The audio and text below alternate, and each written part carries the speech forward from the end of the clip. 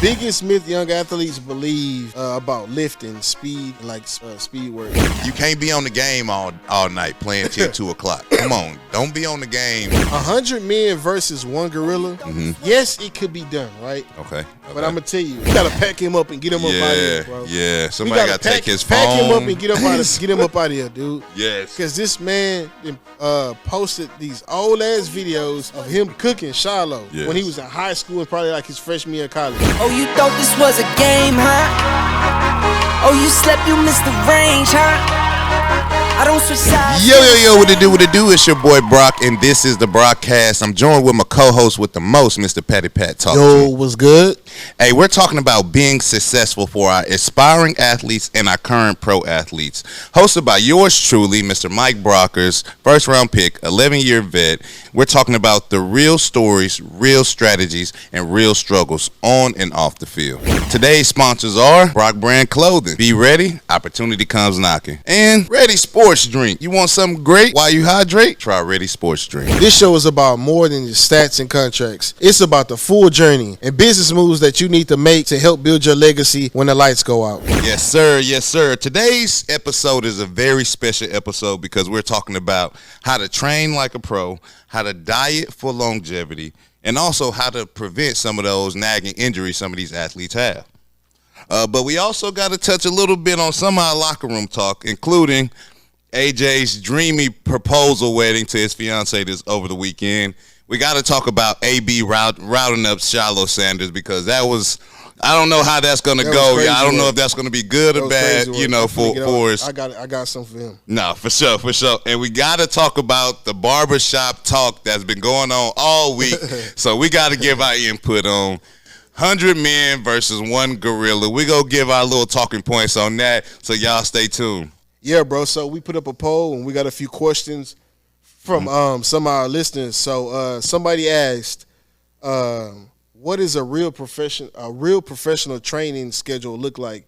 And since you played 11 years in the NFL, you know what I'm saying? I'm going to kind of let you give some people some talk about what your schedule's like. Man, it's crazy because I didn't really learn how to eat right, diet, and really what it really took to be a professional until, honestly, like my 5th or 6th year in the league. I had that little baby fat on me. I came into the league a little heavy. I was like 322 at the combine. They was like, man, you got to lose a little weight. So I think at my pro day, I got down to like 315 or something like that for pro day. But I went into the league as a nose guard. So I planned on being a little bit heavier, so I can hold on to double teams and things like that. But in the middle of my career, I went to defensive end. I went outside, played the 4-eye, outside 5 technique and things like that. So I had to be a little lighter so I could move, especially sideways, side to side with the zone scheme, coming into the league and things like that. So I had to be faster. So it took about my 6th year into the league where I really took dieting serious. So in the middle of the season, I was playing nose guard, playing nose tackle. Coach comes to me. He's like, man, we really need a defensive end right now. You're the only one that really can play every position on the field, on this defensive line. We would love to put you in the 4-eye. And at first, I was kind of reluctant because I'm looking at like, dang, bro, I'm so comfortable at what I do. You know what I'm saying? I'm so comfortable at dominating, the line of scrimmage, at nose tackle, and being outside. I felt like that's gonna take away my aggressiveness because I'll be catching blocks and things like that. But it really showed me how I could, really turn into a better professional. I think that move really helped my career last as long as it did because I had to force myself to be disciplined with my diet throughout the season and the off season. I had to make sure that,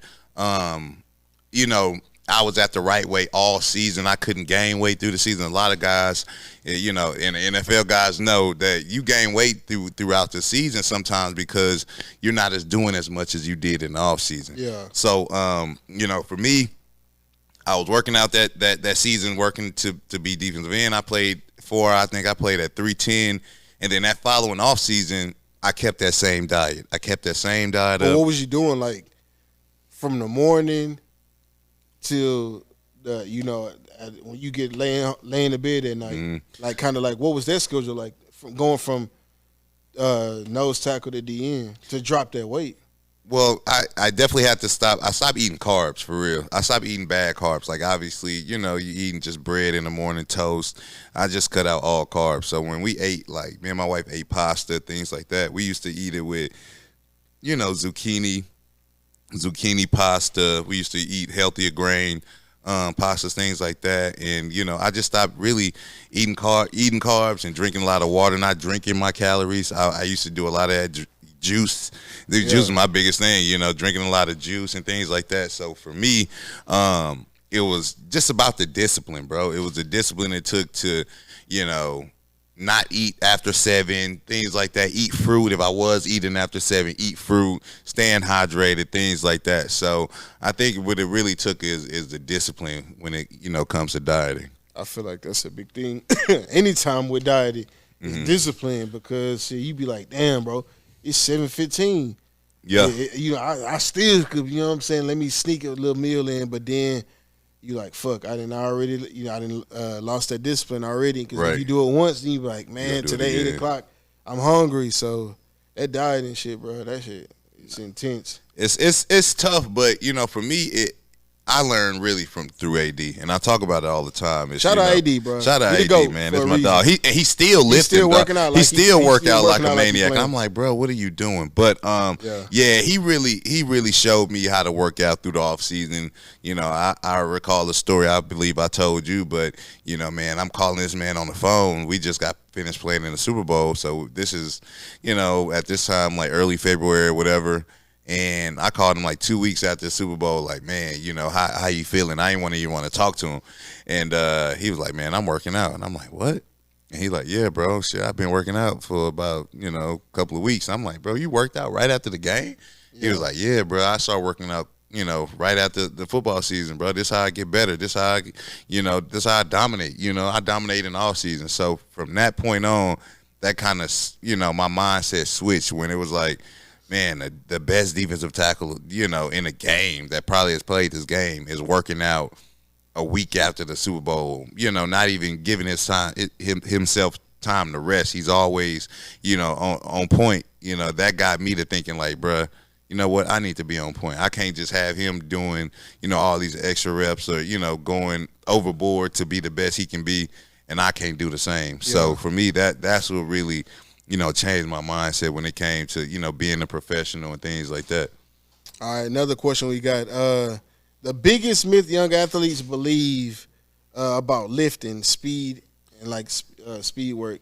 Man, I got down here footwork, bro. A lot of big guys, you see all the DBs and receivers doing footwork drill, ladder drills, things like that. And then the big guys feel like they don't need that. Man, I don't do all this. I don't do the receiver. No, like, big guys, you need good footwork too, especially when you're playing offensive line and you pulling and you doing different things. Like, you need good footwork. So work on your footwork. I think that's one of the biggest myths, out there that, young athletes can buy into, is that you don't need footwork. Everybody needs footwork, So if you're a big guy, defensive end, defensive tackle, or, offensive line, you need that footwork. Get on the ladder, learn how to do some ladder drills or whatever, and get your footwork right. That, and I'm gonna add to it. If you don't, you can go on BT Jordan. Shout out BT Jordan, bro. Shout out BT. If you're a D lineman, offensive lineman, go check him out on Instagram. I don't know if we can pop him up or pop a link up to his Instagram, but that's another guy I met through you. And I still watch him to this day. I never played D-line and nothing like that, but I just like watching his videos. Yeah. With him training guys, they not lifting weights and nothing like that. It's all speed and agility and footwork. And these big dudes that he training. So, you know what I'm saying, if you're a D-lineman or a guy like that who want to go check out some videos, that's one guy that you should really go look out on Instagram. Absolutely. Absolutely. Why do you think rest is so important when it comes rest and recovery during the season? Obviously, I think it's the most important thing, because when it comes to, obviously working out and training, your body is sore. Even I had this talk with my wife the other day, was like, being retired is a little tough working out because I feel like I don't get the recovery I need. Like I don't got access to a hot tub and cold tub. I don't have access to a sauna and things like that. Even though I can probably buy those things, but while I was playing football, it was just like it was right there. It was right there. Now if I work out, I'm sore. I'm like, bruh. Like I need to get in the cold tub, hot tub, but I can't because I'm like I don't have access. Maybe it's easily solved by getting a membership and things like that. But I was spoiled. I was a pro athlete. Everything was right there for me. So now, being retired, I don't have that easy access to some of the recovery tools that I had while I was playing. But it's definitely important to recover, rest. I know it's cliche, but you can't be on the game all night playing till 2:00. Come on, don't be on the game all night, man. Especially if you're taking it serious, you're a true competitor, man. Get yourself in the bed, by 8, 9. Let's be realistic. 8, 9, 9:30. Talk to your girl, get off the phone, get you a nice rest, get up early, learn from the GO AD. He was getting up at 5:00 working out before he went to school. That's I wasn't doing that, but if you want to be great, that's what you go do. That's what you need to sacrifice and do. So definitely, recovery is very important for professional athletes. All right, and so this is a question to our high school students. Why it says trainers, mobility coaches, and massage therapists, and why high school athletes? Well, talk to high school athletes on why they should start getting their habits right, like right now before they get in college. Well, I mean, it's because it's going to be a part of your daily routine. I mean, when you get in college, they pretty much treating you like a pro, especially the way they give you NIL money and making sure you stay on the field, things like that. So it's going to have to be a part of what you do in college. And then if you expect to go pro in this deal, it's going to be what you do when you get pro because you don't got class and things like that. So most of your off time is taking care of your body. You're playing over 20 games a season. If, you're thinking preseason and, playoffs, you're playing over 20 games of football in a season in the NFL. So, recovery, making sure you're strong. A cliche statement in the league is your best ability is availability, which pretty much means the best ability you have is to be available to play. If you in the training room, if you beat up, if you hurt, you can't get on the field. You can't, produce for the team. So your best ability is availability, which is you being able to play on the field, play with your brothers, and, staying active. You look, talking about this, right? It's just something kind of like, I didn't heard a lot of people, parents say this to me, coaching youth football. It's like, do you ever feel like doing too much, like you can end up being burnt out before it's time to, like, when you actually ready to, you get to college or something like that because you've been training. Because you see little kids now, youth football, they training religiously, like, grown men and stuff like that. Like, you ever feel like seeing stuff like that, like you can burn a kid out? I mean, it's that's a hard question to ask only because, we have seen, youth stars who have been great in youth football, all the way up to high school and then kind of get burnt out and don't want to, don't make it, in the league or don't make it in college.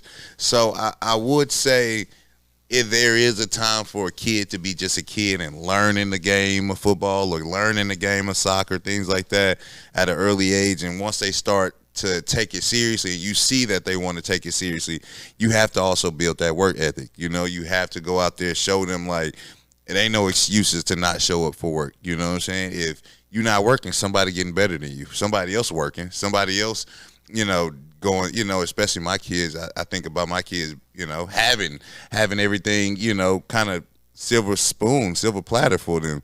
You're going against a guy from the hood that ain't really got it, don't got it all, his family need it. Like, he gonna want it more. You know what I'm saying? Tell you, those kids, they be up early in the morning when the grass still wet. They outside playing highball with a water bottle. Yeah. Like the whole hood, like all them little kids, they be out there, you know what I'm saying? You see those kids, those be the ones that really be wanting it. Sure.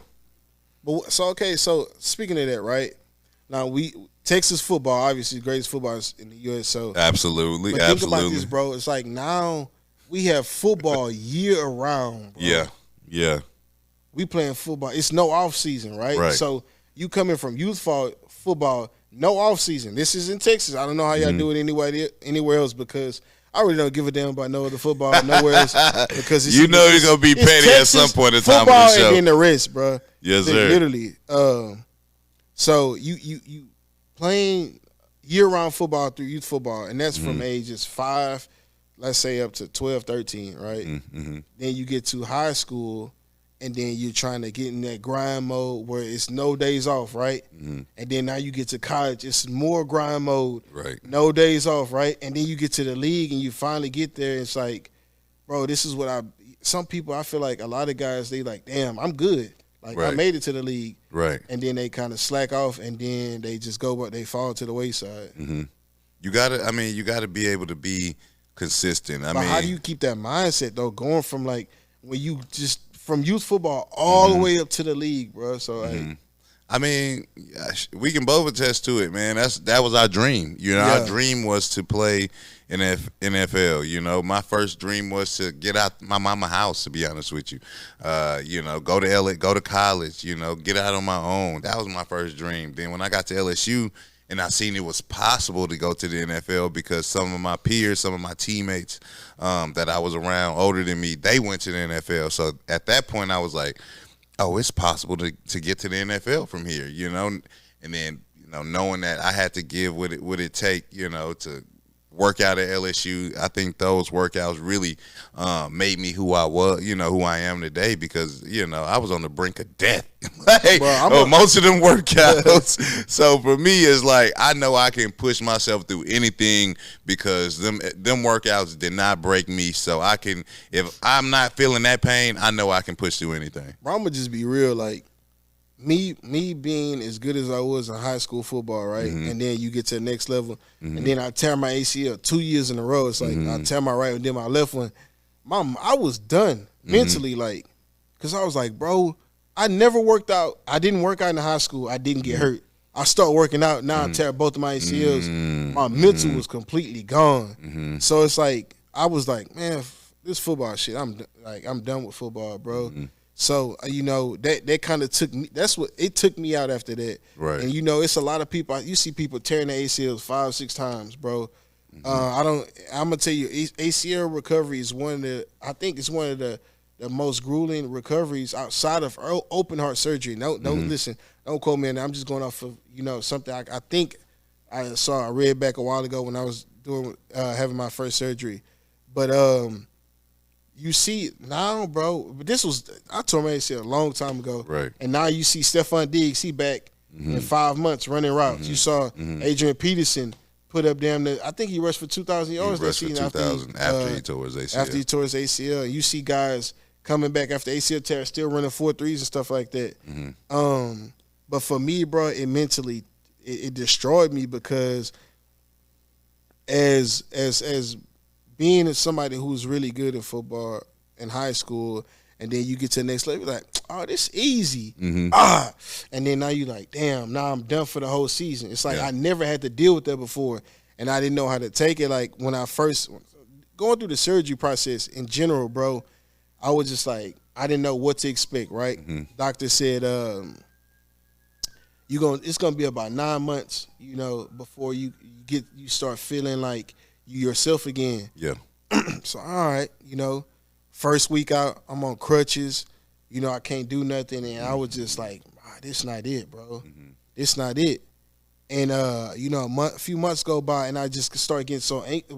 Bro, I didn't even watch football no more. I couldn't because it was like I wanted to play so bad, bro. Like, I was like, man, I'm finna start running and start training myself or whatever, trying to do anything I could to get out of this, get off these crutches, and get back to playing football. But that was like, bro, some of the most trying times of my life, bro. Outside of, you know, losing my mom, bro. But dealing with those ACL recoveries, bro, I had a lot of nights in my room crying, bro, because I was just like, why would this happen to me? Like, why me? You know what I'm saying? And then you know, after that, bro, I was just, you know, I was mentally just checked out of football, and I just was like, I'm not going to do this because if I'm not completely there, I'm not going to just go try and just because, and then possibly end up, you know, getting hurt even worse. Tell me this, would you you know, to some of our high school listeners, you know, guys in college, like if you were to turn the clock back, would you work out in high school? Would you definitely, put in the bro, work? because I start seeing like, and this is another. See, we talked about myth, right? Mm-hmm. Just because you work out and people be like, oh, if you get too swole, you're gonna get slow. No, bro, that's a myth. Because we didn't seen guys 6'3", 6'4", 6'5", big as, you know what I'm saying, pause, but you see Calvin Johnson. Yeah. You see Taylor Mays. Yeah. You see these guys who got these, you know, LaRon big Landry. frames, LaRon Landry, and they LSU. running 4.3s, bro. So that don't mean nothing just because you see DK Metcalf, you know what I'm saying? These guys, just because you have, you know, you working out and you want to build muscle, that does not mean it's going to make you slower. But I definitely would tell these guys out there in high school, bro, 9th grade, 10th grade, that's when you should be trying to lock in for sure. Yeah. Then your junior year and your senior year, it becomes a breeze. You know, I couldn't bench press 225 until I was like that summer from after I graduated high school. That's crazy. So, you know, all through high school, I was teetering on 165, 185. And I look at my pictures in high school, everybody used to call me swole. I'm like, bro, what? Like, what did y'all see? Like, I was 100. You just stocky as hell. I was 180 pounds in high school, bro. How was those workouts when you first got to Florida State from high school? It was mind-boggling because it was like, bro, what? I never did. Like, first of all, you seeing weights everywhere. Right. That's number one. He's like, oh shit, serious now. And then you got to be on time. You looking around, you see everybody huffing and puffing. It's like, I'm in a real workout now, and you see, you don't want to fuck up because you got everybody looking at me now, like, and they like, damn, he kind of weak. Like, you came here kind of weak, bro. Like, you ain't lifting high school. I'm like, nah, bro. They like, man, that shit funny. How you a running back and you barely can bench press 165, 185? You might well go work out with the receivers, big dog. Bruh. Get your mind right. That was the most embarrassing thing for me is working out. I got a story with my boy Brandon LaFell, JoJo LaFell. So we in the weight room, and you know, I'm walking by him. Cause I'm really in his way, but he didn't really say nothing. And cause I see him, I'm like, damn, them hundreds right there. Like, who doing them hundreds? Like, I'm like, damn, you know, who doing them hundreds? He's like, he pick them up. I'm like, what? What he about to do with them? He sit back, do his little exercise, bro. I'm like, bro, I can't even do that. Yeah. I can't even do them. And he a receiver doing 100 pounds, you know, at that time. But, you know, for me, it was just like, hey, I had to be comfortable being uncomfortable. And, you know, that's one thing Coach Moffitt continued to tell me because it kind of built that work ethic in me, you know. Like I say, them workouts was tough. Like, we was on the brink of death, like, most of the time. And a lot of guys from LSU will tell you that, like, them Coach Moffitt workouts wasn't a joke. But if you managed to get through them, you got comfortable going through them, it tended out to be beneficial to you, you know. Like, I did one season, I went back home for a little bit, and then I came back, you know, to LSU, and I'm like, bruh, everybody that stayed at school during the intercession period, instead of going back home, they look in shape. Yeah, you know, facts. they in shape. I'm like, bro, like, how they get in shape? Like, why they look so? Didn't y'all go home? They like, nah, bro, we stayed in school. We did the workouts at, you know, here. So that following season, I was like, bro, I can't do that no more. I can't leave and come back and be out of shape. So I'm gonna stay in intercession too. So then I started to realize, like, oh, these boys going through the training workouts before, you know, we even get to training camp. So that was what really pushed me. And, you know, I seen everybody else, you know, in shape, ready for these workouts. That's what drove me to be like, nah, I want to do everybody else. I want to be ready for these workouts. So intercession, I never went back home. I just stayed in the weight room, and I got comfortable with that. I'm going to tell you, bro, listen, this is a great example, bro, of going like what we've been talking about. Yeah. And you know exactly what Amon-Ra St. Brown. Yes. His backstory. If y'all can go watch on Netflix, they got a show called Receiver. Go and watch what he did. From his dad was 2-time Mr. Universe, I think, bodybuilder. His dad was training him from him and his brother Equanimous. That's a crazy name. Good job. To do it on the first try, good job. That's a crazy name. Because they was like, I think his dad was on the Army too, right? Yeah, something like So that. I can't remember. I don't. I haven't seen receiver in a minute, but I do remember this story about him, his dad teaching them from when they were little kids and training them all the way up until they got in college. And you know that backstory that they. I don't want to say too much and spoil it, but it's on Netflix. It's called Receiver. Just go watch that story about Amara. Man, bro, we should get him on the show. That's Yeah, your we should definitely easily and get Saint on the show. Quick story about Amara, right? Mike was playing for the Lions at the time, and we was probably at the crib watching the draft or whatever, and they picked him, and I said, Mike, bro, he a dog. Yeah, I said Mike his highlights. I say, bro, he a dog. Yeah, he a dog, bro. And then I think it was training camp or something like that. A few practices that went by, Mike was like, "Hey, bro, he really liked that. He liked that, bro." And you just see all the work that he didn't put in from his dad helping him when he was a little kid up until now, bro. And you see, right, Amon-Ra is one of the top receivers in the NFL right now. And he wanted to like he reminds me of like Anquan Bolden. You know, he one of the receivers that he go through the middle. He don't care about, getting hit or, the safety sitting there. Like, he go catch the ball no matter what. And he blocked, too. And he blocked. Like And he blocked. So, that's another thing. So, going from right, we talking about training. Going from training, right, now it's game day. It's like, so what are you eating on your game? What's your game day? What was your game day meal? Man, I'm going to be real with you, bro. And this is behind the scenes for all my fans on what athletes eat before the game, especially NFL athletes. We eat some cheap-ass hotel food. Like, I mean, I don't want to say cheap, but because the team got to pay for it. It's free for us, but it really ain't nothing special. People think we probably got, like, chefs following us. For real. People think it's like 4-star, 5-star meals. Nah, bro. We eating at the Marriott, whatever they making at the Marriott, but behind them, in the back room, in the kitchen, that's what we eating. And they making it up buffet style. So, to be honest with you, I might give me an omelet, some fruit. I definitely like to be light during game days. I didn't like to be heavy.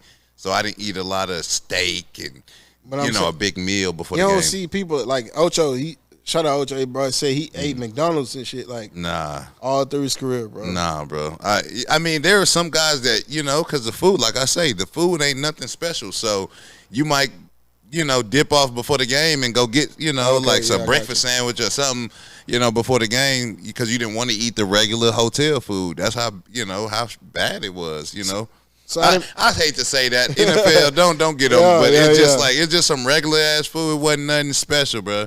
See, I didn't see like we didn't been to games or whatever, and I done kind of walked around and seen like they got shit everywhere, bro.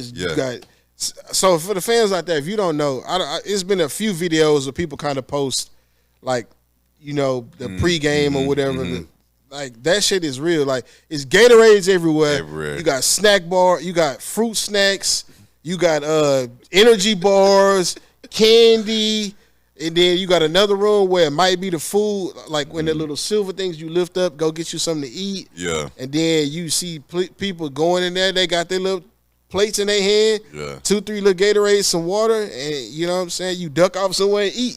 It's really like that. It ain't nothing special. No chefs or nothing. No chefs we getting from overseas coming and making us precise meals based on grams and none of that. You got to be smart about how you eat before the game. Some guys, like the O-line, they go pack it on before the game. They go eat all kind of carbs and pancakes and all that. So you feel like O-lineman more so eating carbs than anything. Yeah, they eating carbs because people don't realize O-lineman don't change. If you an O-lineman in the game and you play the whole game, you don't ever leave the game. Yeah, they're not subbing you unless you get hurt. Unless you get hurt. So the offensive lines is the G's of the football because if they don't get hurt, they playing every play. Obviously, they take off, if the player's away from them or something. But, they play every play. So, for them, they need to pack on the carbs, like you say, receivers and DBs, they probably eating candy and fruit snacks. You already know. So, it depends on, the position group. Depends on personality. What about supplements? Like when it comes to stuff like that, like were you one of them guys who took supplements and stuff like that? Do you feel like young athletes that's something they should look into? I wasn't a big supplement guy, just because I was in the league and things like that. When you're professional, it's a lot of banned substances that you can't take, so you don't know what's in most of the stuff you taking. So if I wasn't getting it directly from, our trainers or our nutritionist that works for our team, it was hard for me to take it because I didn't want nothing to slip in my system and, I get tested and get popped for a PED or something. So professionally, it's hard to really – it's not hard. It was just for me personally, I didn't want to take the risk on taking supplements and possibly getting popped, But there are things that some professional athletes do that, that's good and natural. I'm saying, so do you feel like that's something that people – what is your stand on supplements versus not supplements? So man, I'm all about work, bro. To be honest with you, that supplement, protein, creatine, they have their benefits, but I'm all about grinding and work, bro. I ain't about supplements gonna make me better or this or that. I wasn't into that. I was in about getting in that weight room, working out, running, putting in the effort and just knowing that you put in more effort than the dude that you're going against. So that's how you had the confidence you was gonna beat his ass. What about the supplement that people smoke? What about that? I mean, you ever played high before? I've never. You know what? Nah, I don't think you could. I'm capping. Yes, I tried to play high one time. It messed me up the first half. Like I was literally like, "What am I doing?" Hey, like that. like the play going on, and I'm like, I'm watching. Like I'm not even playing. I'm literally watching. I don't know what game it was, but I was like, bro, never again. Never again. Because, like, before the game, bro, Saturday night, bro, I got anxiety. Like, before the game, I'm like, bro, I don't want to get beat. I don't want to, get my ass whooped. Like anything can go wrong, I'm thinking about it. So, like, I'm thinking, okay, just go relax me. Bruh, I was just like so numb to making plays. I didn't know what was going on. I was in third person that whole first half. So I had to get a bunch of water, kind of like flush myself out. And the second half was a little bit better. But, yeah, that first half, I was floating. Literally. That's insane, bro. That's funny. We're going to have an episode about. Yeah, we're going to definitely talk about that for sure.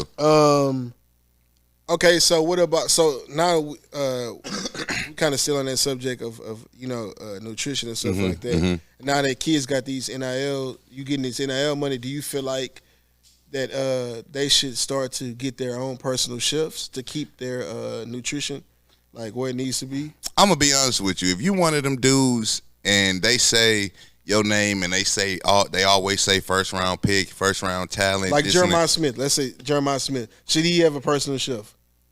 With a how many $1 million NIL deal, I think it'd be beneficial for him to not have a personal chef, to have somebody looking into his diet on what he's eating, what he should be eating, what's go help him, be beneficial for him to last, as far as like his career and things like that. So I would say if you making money to afford some of these extra amenities and things like that, yeah, go ahead and do it. Quick meal tip, like give somebody a quick little easy meal that they can make, you know what I'm saying, that you used to make or whatever. They can kind of, fill them up, but not on the bad side where it's too much carbs and nothing like that. But it's still good. I mean, like I said early in the show, I eat a lot of pasta. So things like my wife used to make a zucchini noodle like spaghetti. So it would be no like hard wheat pasta. It'd be nothing but zucchini. She shredded it. She shredded the zucchini down into strings of noodles, put the meat sauce on top of and it tastes like spaghetti. So you would eat it and it would, spaghetti with no carbs. I can't remember what a zucchini looked like, bro. It looked like a pickle, like a pickle. I just wanted to make sure, but that's what it was. Yeah, like a pickle. What do it taste like? Like, what is a zucchini's taste? Like a cucumber. Like a cucumber, okay. Yeah. Like you a can cucumber. tell I don't fuck with zucchinis, right. Vegetables and nothing. Like I like vegetables, but I like bro. I'm gonna tell you what fucked me up for vegetables when I was little, bro. I used to go to my cousin. They had like a ranch. We used to go over there, and they used to put squash on the plate, bro. Mm-hmm. And I'm not gonna say her name, but y'all gonna know when y'all hear this story. My mom used to be like, "You ain't getting up until you eat that squash." Bro, and that shit, bro, squash was the nastiest shit I had ever. And Is it the texture? Was just not bro, having taste? First of all, I'm black, so you know I'm big on texture. Right. Black people are big texture people. Off the rip. Facts. But it was just, bro, it was the taste. I'm a little kid, bro. I'm 7, 8 years old. You know damn well I don't want to eat no vegetables, bro. Right. And then y'all putting a fat ass piece of squash on my plate, talking about I can't get it. Bro, I used to be sitting at the table for hours. He wasn't eating that squash. Everything gone except that squash, bro. They putting that on my plate. I ain't never tell my mom about it because I used to like going to chilling on the ranch with them. But, bro, that was the worst shit ever, bro. And I was like, I ain't never eating a vegetable You again. stood on business, bro. Don't worry about none of that, bro. You ain't eat that squash. All right, bro. So let's talk about something that we all hate as men, not just athletes. The injury side, that comes with just being active, because you can get hurt doing anything. And football, 100% injury sport, 100%. And with me tearing my ACL injuries are like 93 to 95% non-contact. That's crazy. Which both of mine were non-contact. What do you feel like outside? I'm gonna go ahead and give one answer, which is ACLs, right? So we're gonna go kind of 3 main injuries that most athletes kind of face, and I'm gonna go ahead and give one, which is ACLs, obviously. So ACLs is obviously a big one, just in a sport, in any sport, because that's the one that takes you off the field. Yeah. But to be real with you, what hinders a lot of guys is the soft tissue. It's like the hamstrings. It's the pulling the calf muscle, the groin. hey, boy, we already knew that, bro. Because that and them ankle sprains, bro. Yeah. The high and low ankle sprains, were the ones you can run fast, but when you start to slow down, you start soft tissue for sure, bro. Damn, bro. It's tough. And I would tell people, bro, they thought I was crazy. I was like, bro, I would rather break a bone than have to deal with a ligament or tissue injury any day, because that bone, you put a cast, heal back together, I'm good. That soft tissue is always lingering. Like no matter what you do, no matter how far along you done been, it can always just right back, and then you back out again.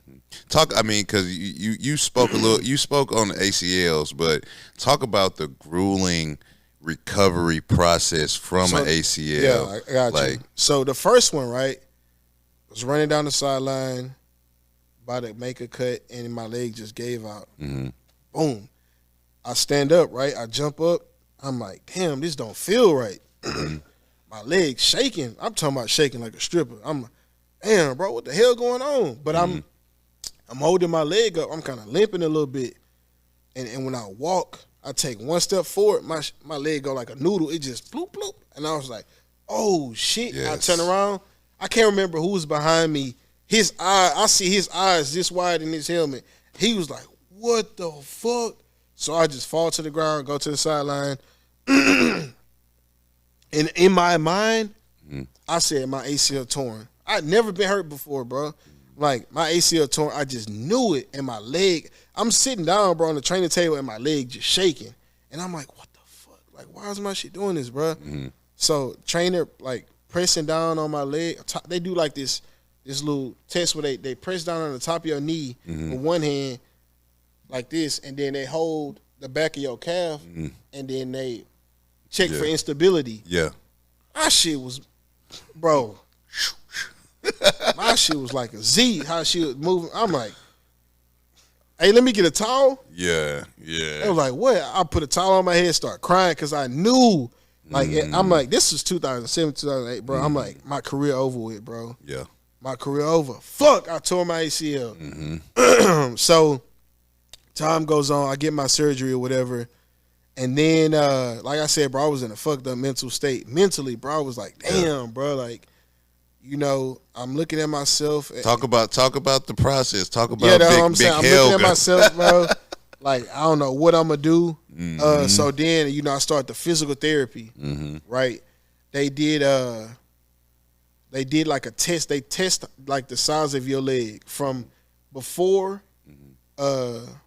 you had surgery and after. Yeah. Because before they kind of started doing me physical therapy, before I had surgery, they made me do physical therapy because it was like, we need to build up the muscle tissues in your legs so you don't lose a lot of muscle after you have the surgery because you're not going to really be able to use it like that.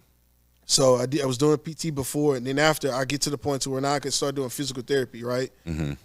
They got me doing little exercises, just, kind of bending my leg, sitting down, they doing little bends and stuff like that. I'm like, oh, this shit easy, I'm good. But they telling me like, hey man, you gotta like I'm not telling them I'm at home. I'm still trying to teach myself how to walk because after your ACL surgery, you gotta learn how to walk again. Wow. Because you don't like. You walk how what's comfortable to you, and it's not you're not walking correctly anymore. Right. So I was at home, and my sister wouldn't be around. Shit, I'm holding on to the wall, walking again, because I'm like, man, I gotta, I don't. This not what I want. I don't want to be hurt.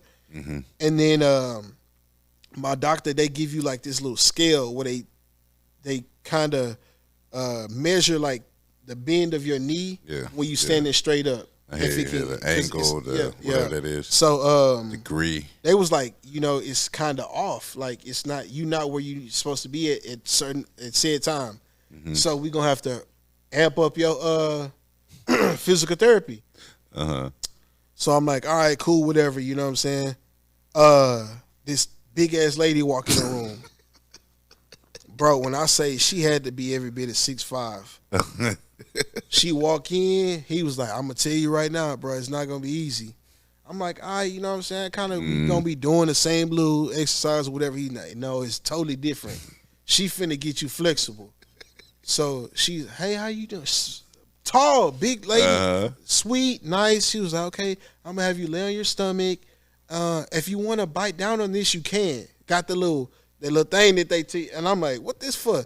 She say, most people can't handle what I do to them, and I'm like, so if it's something you want to bite down on, here it goes. I'm good. I'm good. I've been doing this, whatever. Right. She's like, okay, well, you might want to straddle, like hold on to the bed because it's gonna get a little intense. I'm like, all right. So I'm laying on my chest. I hold on to the little training bed, and she kind of pushed my knee. She kind of get it flexible, like so it can bend up to my butt. Right, and my knee was like, my shit was still stiff, pause, because I hadn't been really doing the right exercise, and she was like, oh no, baby, we got to get you right because scar tissue gonna build up if you don't get flexible. So here we go, and she cranked my shit all the way to my butt, bro. When I tell you that was the loudest I had ever screamed in my life, it was like a jolt of pain, bro. She cranking my shit like. Because you got to get that flexibility back in your leg. You got to get that blood pumping, because if not, like they say, you're gonna build up scar tissue. You'll build up scar tissue in your knee, and then you'll have to have another surgery. They have to cut you back open to remove the scar tissue. So, bro, I said, can I get the I had to put the little. I ain't gonna listen, bro. I didn't even want to describe, but I had to bite down. On that, the only reason why I'm laughing because I heard the story already. Yeah, but like bro, I feel like the lady in my mind, the lady that's bending your legs, she looked like the principal from Matilda. Yeah. Thanks. The principal Miss from Trunchbull. Matilda. Yeah, shout out Miss Trunchbull. And she just bro. And then it's a 16-year-old girl on the bed next to me. She going through the same shit, and she looking at me. I'm crying. Bro, when I say I yelled so loud, they had like a glass wall, and there was people in the swimming pool. They doing water aerobics. I mean, they're crying. They didn't stop their water aerobics. They trying to figure out what's going on over. They like, damn, who the hell is that crying like that? Yeah. Bro, when I tell you, oh my goodness, bro. After that, when I got home, I started doing my exercises like a motherfucker. Right, bro, I bet you did. Yo, and this probably, it's not the same for everybody, bro. But for me, because I was bullshitting at home, thinking that I was gonna be able to get back right. Nah, bro, that recovery. After that, I got right, bro. I made sure I started doing everything they told me to do, elevating my leg, putting ice. You know what I'm saying? Because when you after that, bro, you walk or anything like that, your foot just swell up.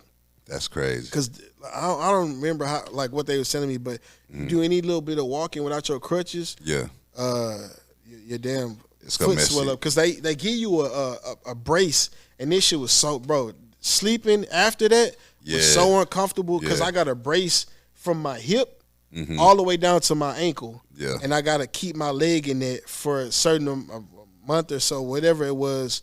And it's so uncomfortable, bro. But somebody gave the chick I was with at the time, she was like, sleep with a pillow between your legs. And, bro, that was like the greatest shit ever. So that was and she told me to put a pillow between my legs, and it kept that brace from rubbing up against my other leg. Because it's like, I can't sleep how I want to because I got this big ass brace on my leg. Yeah, absolutely. And the mental state of me, bro, after I start really getting good in physical therapy and they put me on a bike and I start seeing, I'm getting, this shit ain't nothing. I had that little 16-year-old girl, her shit was going quick. Like, her PT was going fast because, obviously she was a little bit younger than me, but she was like, oh, no, she had surgery after me and she was ahead of me. That's crazy. She was doing what she had to do at home. Facts. And I was just bullshitting like, man, nah, I'm good. I'm going to be all right. But I was hindering myself being at home trying to walk and make myself right before it was time. So do what the doctor say. Yes, bro. Do what your doctor say, man. If you do with your physical therapy,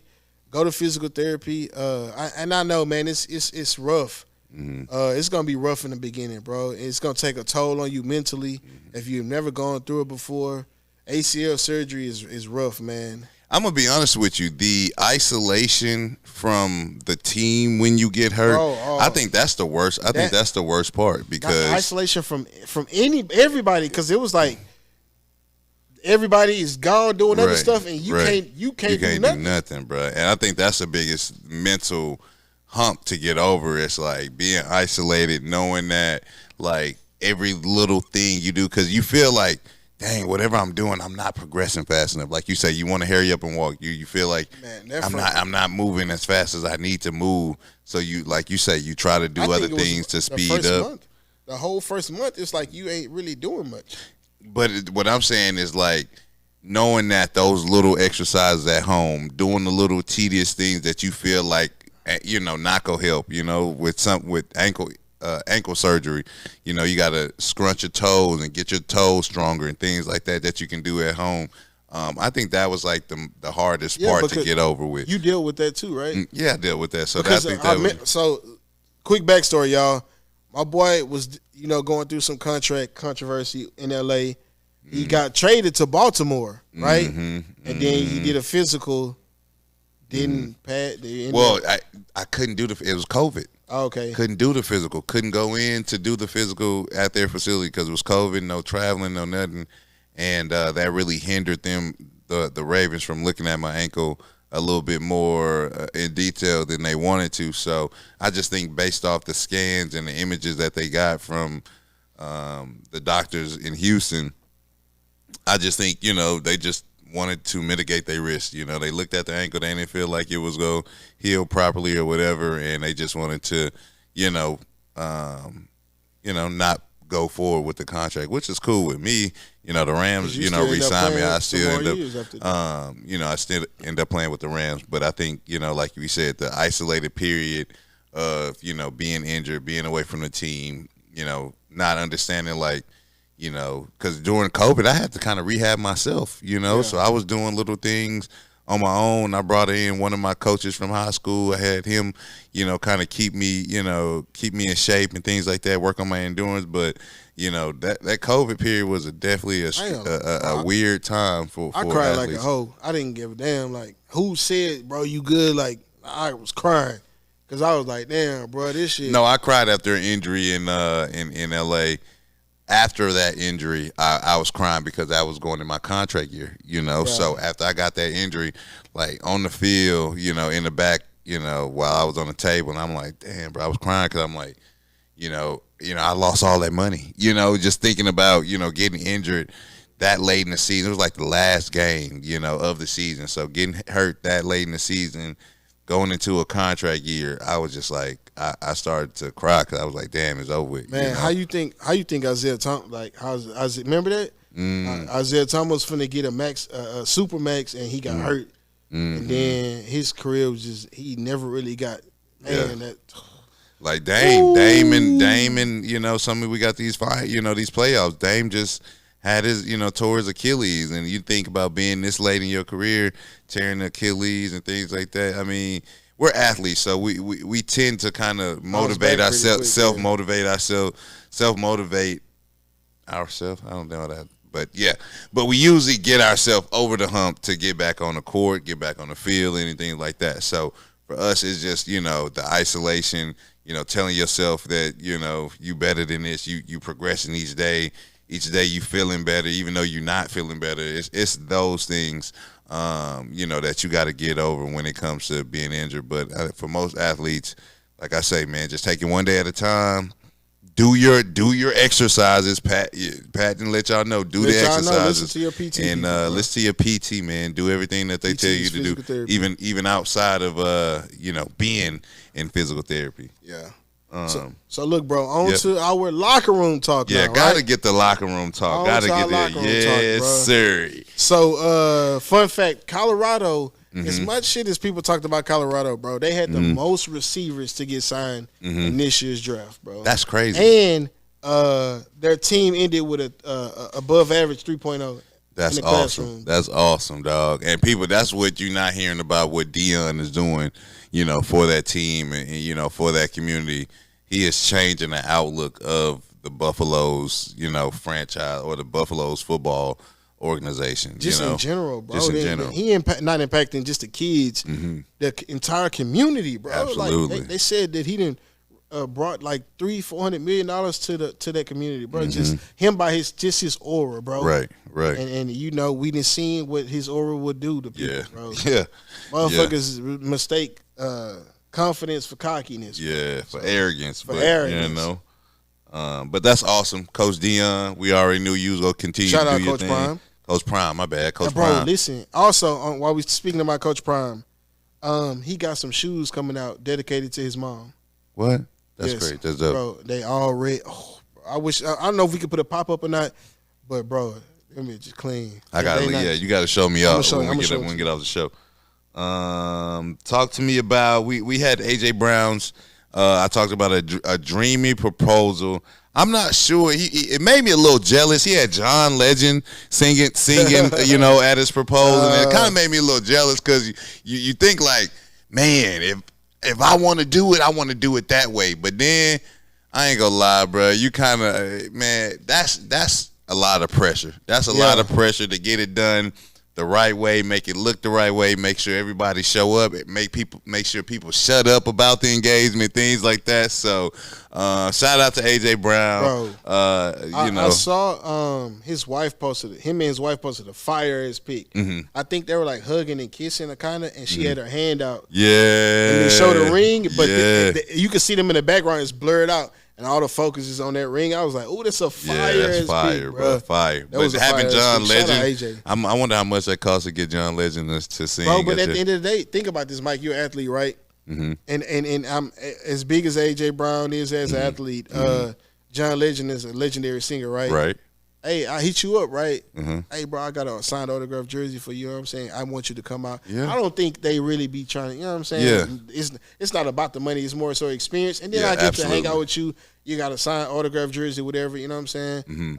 Even if I do got to pay you something, it might not be nothing crazy. I hear you. Like a barter system. Hey, you know, you watch out for me, I watch out for you. Boom. Yeah. Next topic, bro. This dude, Antonio Brown, we got to pack him up and get him up out of here, bro. Yeah, somebody got to take his phone. Pack him up and get him up out of here, dude. Yes. Because this man posted these old-ass videos of him cooking Shiloh when he was in high school and probably like his freshman year of college. That's crazy. Bro, you are a Hall of Fame wide receiver, and you bragging about cooking a kid that was in high school. But he didn't show the place where he got locked up, though. He didn't show them. I think the mom posted them. The mom went on Instagram and posted the videos when Shiloh was locking him up.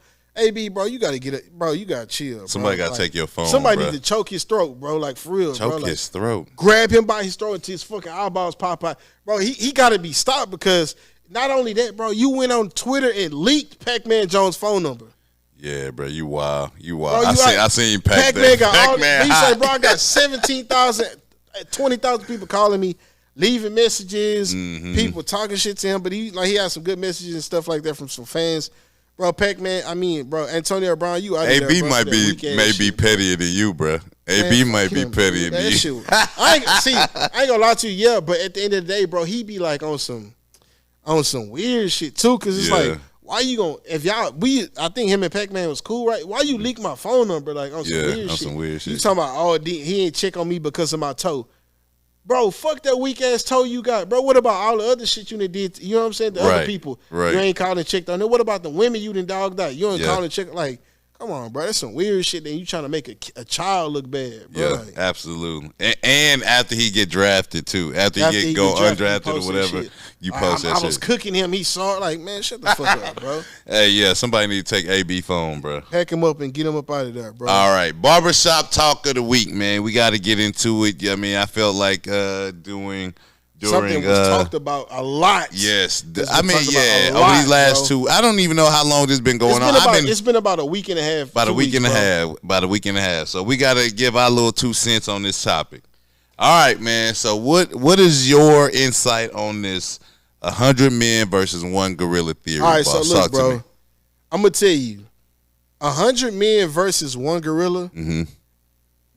Yes, it could be done, right? Okay. But I'm gonna tell you, it's 10 niggas gonna have to sacrifice their life. Right. Okay. Because a gorilla can bench press about 4,000 pounds, deadlift about 1,800, right? Uh-huh. They was like, oh, people was talking about I'm gonna jump on his back and choke him out. I said, first of all, when you look at a silverback gorilla, right, they got a bunch of fur, like hair, they hairy, right?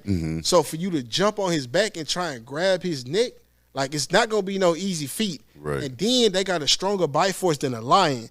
So when first of all, he gonna grab your hand and fold your shit backwards, right? So when your wrist break and he bites you, now you screaming, and then that's another thing where people's talking about, listen, bro, when you see him demolish them first 5-6 people, Yeah. it's gonna be niggas in the back like, nah. That's what I'm saying. It gotta be niggas. 10 niggas gotta be like, fuck it, bro. Fuck it. You know, So what the first 10 dudes, what are they like, just to break down his endurance or something? you Or gotta the first 10 niggas gonna get destroyed. okay, They gonna get destroyed, bro. Because destroyed. I think them the sacrifices. But I'm Okay. saying when you see them getting ripped apart, because if I'm not mistaken, bro, chimpanzees, bro. Can I ask this question? Is the 100 men theory, is this all at once, or is this like But one see, after see, I'm another? not, we're not telling you that because you 100 niggas got to figure that out for yourself. Okay. It's like on some Squid Game shit, right? Put y'all in the room and y'all got to figure that shit out. Okay, So, you okay. know what I'm saying? Chimpanzees, this is, bro, it's a documentary. I don't know if it's still on Netflix or not. It's called Chimp Empire. Chimpanzees, bro, they going to rip your eyes out, and then remove your testicles. So if you see somebody getting done like that, you still trying to be like, are we good? No, bro. He gonna demolish a lot of people morale, bro. So, and then the 100 men, they ain't got no weapons? Do they got weapons? Do we got no weapons? This another thing, bro. This is what pissed me off. Okay. 100 niggas. You got 100 niggas on social media talking about 100 niggas will beat up a gorilla, right? Mm-hmm. But you'll pull a gun out on a nigga in the street. Right. But y'all ready to fight a gorilla. Fight a gorilla. But you'll pull a gun out on a nigga in the street. But Don't the make thing no about sense. that is, bro, if it's 100 niggas in that room, it's gonna be a roach ass nigga sneak a gun in there. Absolutely. It's gonna be somebody gonna sneak a gun in there in the gorilla, bro, and be like, nah, I couldn't, like, I'm not fighting. Especially if it's like one after another and he didn't win. You like number 11 and you done seen It's him a demolish YN the that snuck a gun in that hoe. Nah, he didn't harambe somebody. He didn't harambe to gorilla, bro. He didn't shot the gorilla. But yeah, that 100 men versus 1 gorilla, man. The 100 men could possibly beat up that gorilla, bro. But it's not gonna be easy. Yeah. A gorilla might not have the endurance, bro, but he gonna 10 niggas for sure is getting destroyed, bro. Like, I mean, I don't know. I want to say agree with you and your theory. If you got 100 men and we not all attacking at once. I say we like I'm a part of the 100 men, but they not all attacking at once.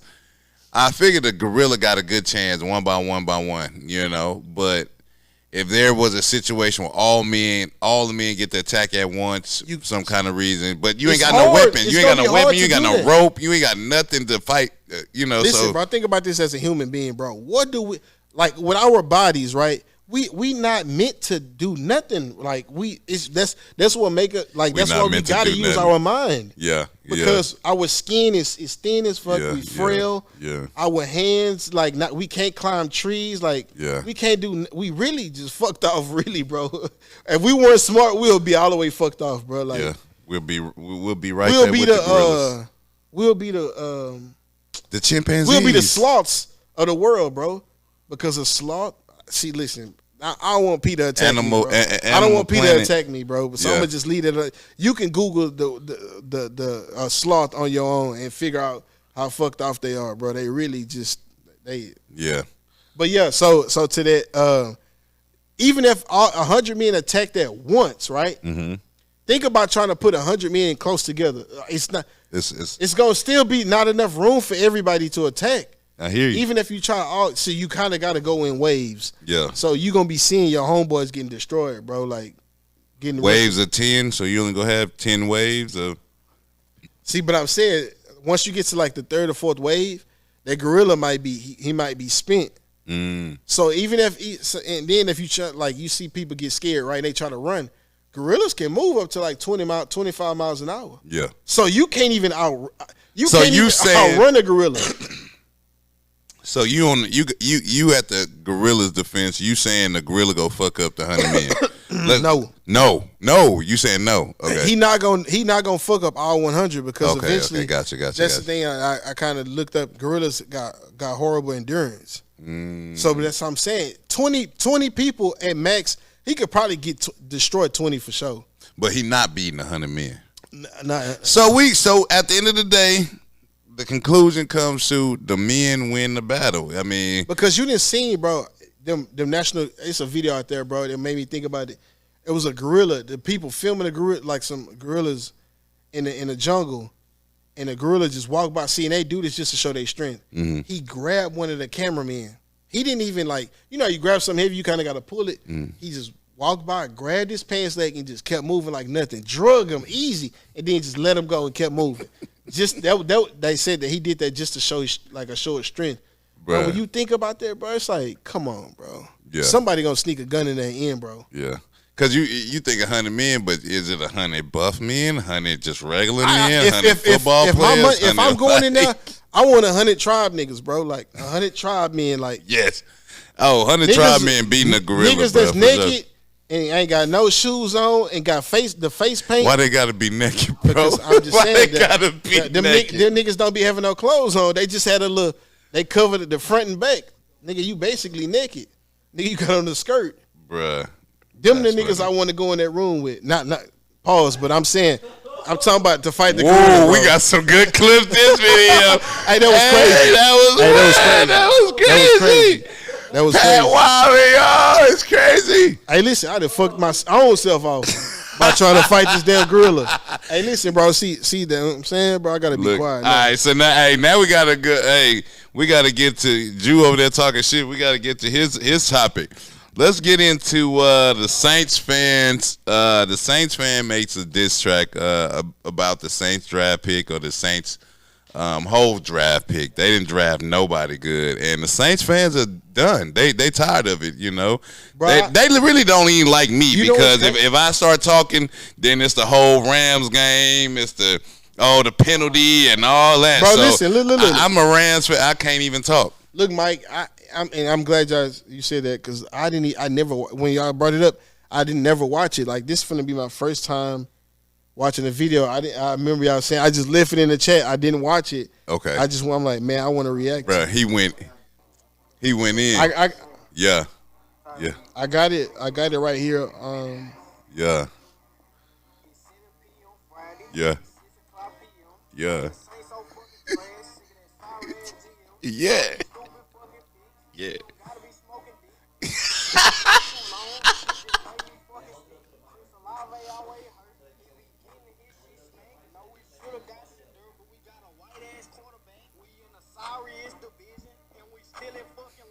Every time I watch a game, the other team put belt the ass. We in the block. We ain't won there since he left. We won got a fucking ring. Ain't that teenage fucking Ralph. Sick and tired of being a fan. Then I switch my fucking team. Although we made the Super Bowl, like it was a fucking dream. Yo, that's Hey, he went in, bro. He went in, bro. Hey, run it back one more time. I'm gonna run that back one more time for the people, man. I don't know. Yeah. We gonna this one. Yeah. It's 7 p.m. Yeah. Friday. It's 6 o'clock p.m. Man, the tank so fucking trash. Sick of that sorry ass GM. Yeah. All these stupid fucking pics. GM gotta be smoking dick. We been GM gotta be smoking dick. It made me fucking sick. Chris Olave always hurt. He be getting his shit smacked. No, we should've got shit dirt, but we got a white ass quarterback. We in the sorriest division. And we still in fucking last. Every time I watch a game, the other team put belts ass. Drew Brees need to spin the block. We ain't won there since he left. We would've got a fucking ring. Ain't that teenage fucking refs. Tired of being a fan. Gonna switch my fucking team. Hold we made the Super Bowl. Like it was a fucking dream. Bruh, hey, he crashed Hey, he out. snapped. He snapped on it. And then it's crazy because he got all the clips to go. And then picking Tyler Shuck before Shedeur Sanders was insane. Bro, I'm gonna be real with you, bro. I didn't realize how like passionate the Saints fans were, bro. Like Saints fans are passionate about their team, and this video just tell you, bro, how passionate about their team they are, bro. Like they watching the draft and they like, bro, I'm done. They not even waiting for them to build whatever they got to build. They done. Everybody was like, oh, we getting. They knew they was getting Shedeur. Right, they just knew it. And then they don't, bro. It was so many people like I saw on Facebook and Instagram like, who the fuck is this? Who the fuck did we just? They draft? kept showing that clip from the combine, bro. That's what made it worse. Bruh. That was the icing on the cake. bro, it was that one. Then there was another clip where he was running away from a sack and he just kind of threw the ball up. Threw that whole like. I said, the dude oh from, no. That reminded me of the dude from The Longest Yard. Remember when too much popcorn, yes. Boosie, whatever, he was like, oh, I just ate too much popcorn. Yeah. That's exactly what that reminded me of. Bruh. Oh, they got like, when you got somebody who ain't never played quarterback before, your starting quarterback get hurt when you don't have a backup. Right. You just put somebody in. Absolutely. That dude looked like Dylan Gabriel, too. Nah, don't do Dylan Gabriel. No, I ain't going to do that. Dylan Gabriel was all right, bro, at Oregon. Nah, I'm fucking. Even though he 29 years, 27, 28 years old, bro, he was all right at Oregon, bro. How you feel about that? What you mean? On that subject, like people staying in college for so long. I think I made a point. Some people be 6-7 years in. I don't mind it, bro, because you know the guys are getting the NIL. You know, a lot of guys, especially when you in college, you trying to build that foundation. If you can make your money in college, and you know you don't have to go to the league, and you can build off of that what you made in the college, like I'd rather you do that. You know, I don't mind the guys being older when they come into the league because it gives them a chance to be a little bit more mature when they get the money. It gives them a little bit more, you know, a little bit more leverage, a little bit more maturity. You know, so having older players in the league, I don't mind at all. Because, you know, to be real with you, we don't need to play nothing. You know, I know the average years is like four or 5 years, but it's like, bro, you don't need to play no more than 10 years, bro, to be honest with you in this league. I mean, I'm saying that because I played 11, but just like, man, I got everything out of my years. A lot of guys have these, you know, they want to chase a ring and things like that, but man, you get about 10 years in this league, man, you doing pretty well for yourself. Look, y'all, I hope this episode gave y'all some clear insight, you know what I'm saying, on things that we talked about. So if you fuck with us, don't forget to comment down below, share the video, subscribe to our YouTube channel, man. Yeah, and y'all been rocking with us from the beginning. Y'all know the motto. Don't get ready, stay ready. Peace.